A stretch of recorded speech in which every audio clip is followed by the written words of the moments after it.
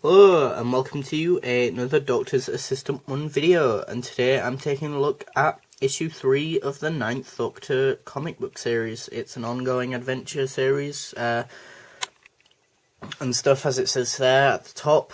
You've also got the 9th Doctor in sort of a still image there, the Doctor Who in the diamond thing. You've also got the classic Doctor Who effect there. You've also got here the TARDIS, third issue in the TARDIS barcode, cover A, Titan Comics there.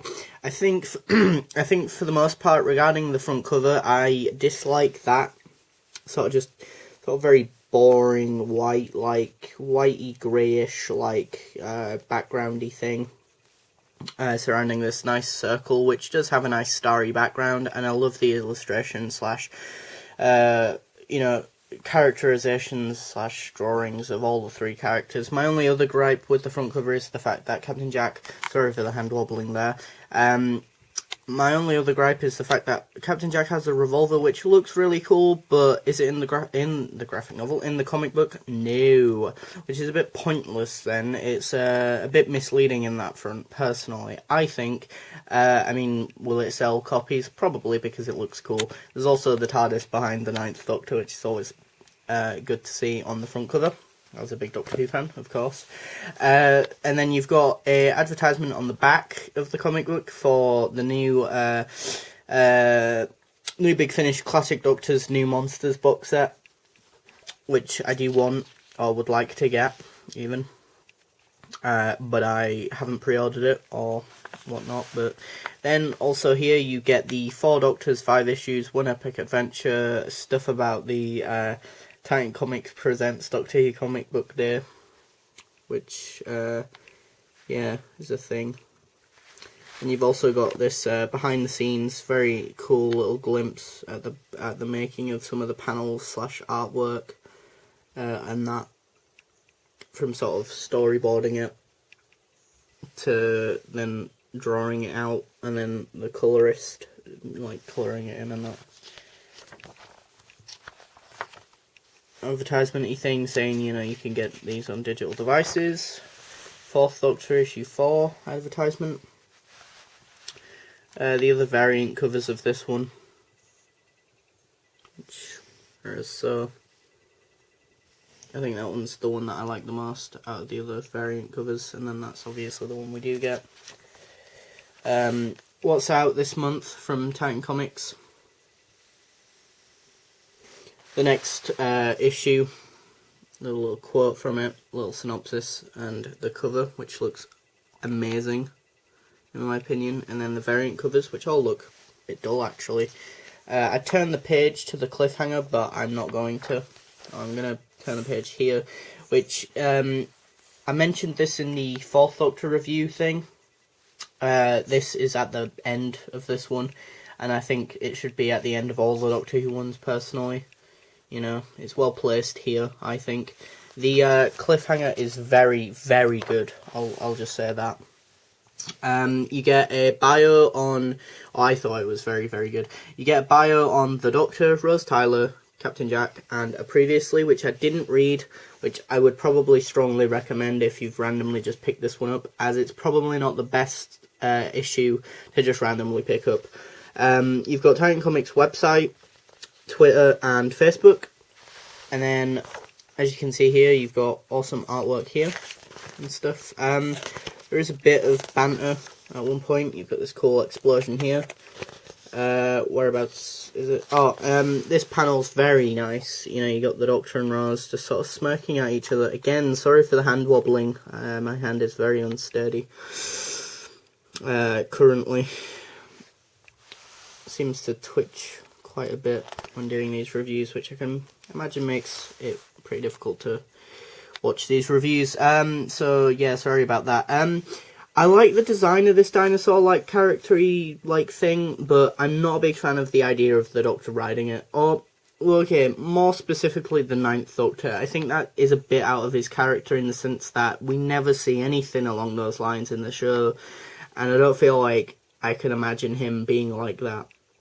Matt Smith, yes. 9th, no. And Chris Eccleston, no. That's a no-no for me. I do like how they very much make the these sort of shots very simplistic-y looking. You know, in the sense that it's a very sort of wide, high-angle wide shot. You know, I'd say of the TARDIS interior. Like, what I mean is, like, for example, Rose and the Doctor and that, if you look really closely, don't have much detail on the faces. And then when you get more close-up panels, you get a lot more sort of details on their body and their face and what's what. And I love this panel as well of the Ninth Doctor there. Just sort of a bit of a slit of his face, you know, like that side of his face, you know, with one eye, one bit of his nose, and a bit of his lip not showing and stuff. I like that. It's impactful imagery, personally. Or what I thought was. I think the art is nice, but I think the story is not the easiest to follow. I think I found it rather tricky, rather jarring at times. You know, a lot of twists and turns, and not in a good way. In a way where it felt like 1 minute one thing was happening, and then next thing, and then, you know, and it just felt very much like I was going from here to here to here to here, and just being like, what's happening? You know, like it didn't stay in one place very often, and I don't know, and I think it suffered because of that personally. Love this effect. Very much so. The TARDIS. There is something I did want to show as well, which is, where is it now? Yeah, the Slitheen being in another Slitheen-like costume thing. Very cool, because they draw it in a certain way that you can sort of tell, kind of, as well, which is nice. Where's the other bit? Oh, and there's a bit where she shoots the sort of dart thing, which is established already, that female Raxacura, fellow Batorians, blech, can't say the word, but Slitheens can do that, even. Female Slitheens can do that. So yeah, that's cool. But yeah, what would I say about this? I would say if you're a big, die-hard fan of the Ninth Doctor, then it's obviously a must-have. You're going to buy it because you're a big, die-hard fan of the Ninth Doctor, so it's a bit of a no-brainer.